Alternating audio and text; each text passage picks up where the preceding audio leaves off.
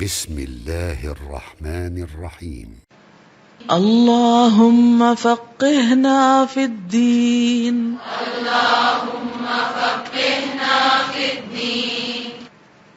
اللہم اے اللہ، فقہنا سمجھ دے ہم کو، فی الدین دین میں. اے اللہ ہمیں دین میں سمجھ عطا فرما. آپ نے پیچھے 8ویں پارے میں پڑھا تھا، اومن کان میتا فاحییناہ، کیا بھلا وہ شخص جو مردہ تھا پھر ہم نے اس کو زندگی بخشی. تو یہ زندگی کس چیز کے ساتھ زندگی تھی؟ دین کے ساتھ. دین کے بغیر اور اللہ کی معرفت کے بغیر انسان جانوروں کے برابر ہے. جانور بھی کھاتے ہیں، انسان بھی کھاتا ہے. جانور بھی اپنی نسل بڑھاتے ہیں، انسان بھی بڑھاتا ہے. جانور بھی گھر بناتے ہیں، انسان بھی بناتا ہے. اور جانور اپنی عقل کے مطابق اپنے خالق کو پہچانتے ہیں. انسان کے لیے سب سے بڑی نعمت جو رکھی گئی وہ عقل اور شعور کی ہے.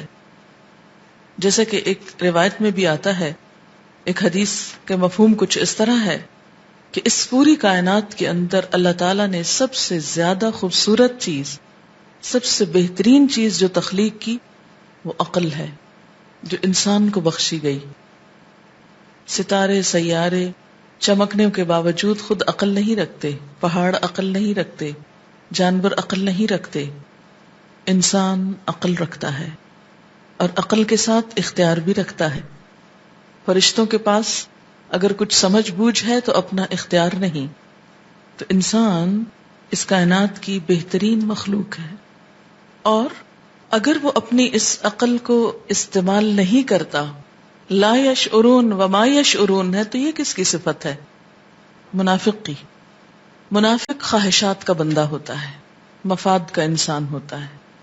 منافق اور مومن میں فرق ہی یہی ہے کہ مومن اللہ کا بندہ ہوتا ہے، وہ اپنی عقل کو اللہ کی مرضی کے مطابق استعمال کرتا ہے، جبکہ منافق اپنی زندگی اپنی خواہشات کے مطابق بسر کرتا ہے.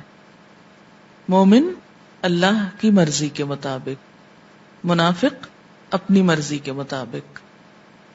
وہ صرف فائدوں کی خاطر جیتا ہے، قربانی کی سطح پہ نہیں. تو جو شخص اپنی اس عقل کو استعمال کر کے کائنات کی نشانیوں کے ذریعے اپنے رب کو پائے، پھر اس کے لیے دین کی رہنمائی ضروری ہے، دین کی سمجھ بوجھ ضروری ہے. صرف رب کی پہچان ہی کافی نہیں، پھر رب کی مرضی کے مطابق بھی جینا ضروری ہے. یہ تو بہت لوگ کہتے تھے کہ اللہ نے سب کچھ پیدا کیا، اور آج بھی کہتے ہیں، لیکن اس کے باوجود وہ اللہ کی مرضی کے مطابق نہیں جیتے اور جینا نہیں چاہتے، زندگی بسر نہیں کرنا چاہتے. تو صرف اتنا کافی نہیں کہ ہم یہ اقرار کر لیں کہ ہاں سب کچھ اس نے بنایا اور وہ سب سے بڑا ہے اور ہم اس سے محبت کرتے ہیں. محبت کا تقاضا کیا ہے؟ عمل. تو اس لیے جو شخص عمل کرنا چاہتا ہے اس کو علم ضروری ہے، اور خالی علم بھی گدھے کا بوجھ ہے.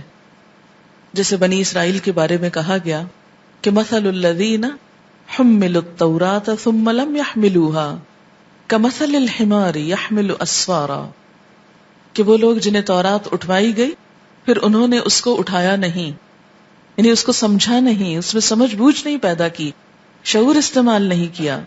ان کی مثال کیسے ہے؟ کمثل الحمار، گدھے کی طرح، یحمل اسفارا، جو بوجھ اٹھاتا ہے.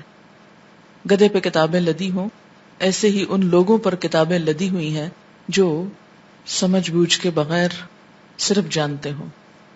تو علم جاننے کا نام ہے، اور تفقہ اگلا درجہ ہے، شعور کی سطح پر جاننے کا نام، روح کے ساتھ، صرف کسی چیز کا خول نہیں، اس کا اندر بھی. یاد ہوگا آپ کو ایک مثال دی تھی کہ اگر بادام کو اس کے چھلکے سمیت آپ ساری زندگی بھی چاٹتے رہیں تو آپ کو کچھ فائدہ نہیں ہوگا. ہاں اگر اس کے اندر کے حصے کو آپ تھوڑا بھی استعمال کریں تو اس کا ٹیسٹ بھی آئے گا اور اس کا فائدہ بھی ہوگا. تو ہمیں اپنی زندگی میں دین کے صرف ظاہریت کو نہیں لینا، صرف چند چیزوں کا علم ہونا کافی نہیں، صرف الفاظ کے معنی رٹ لینا کافی نہیں، اس کا فہم اور اس کی سمجھ بوجھ نہایت ضروری ہے۔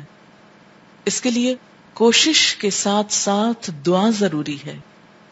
دعا کے بغیر، اللہ سے تعلق کے بغیر اللہ کا دین سمجھا نہیں جا سکتا۔ عموماً ہمارے ہاں فقہ کا لفظ دین کی ظاہری شکل و صورت سے متعلق سمجھا جاتا ہے، جبکہ تفقہ صرف ظاہریت کے علم کا نام نہیں، صرف ریچولز کے بارے میں جاننے کا نام نہیں، بلکہ اس کی روح جاننے کا نام بھی۔ تو اس شعور کے ساتھ اس دعا کو پڑھیں کہ اللہ تعالیٰ صرف علم نہیں، علم تو ہو لیکن اس کے ساتھ سمجھ بھی ہو، شعور کی سطح پر۔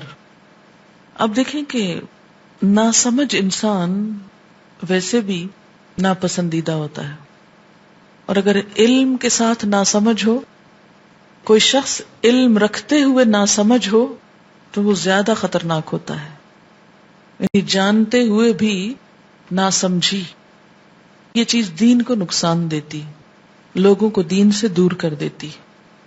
اس لیے یہ دعا بہت اہم ہے۔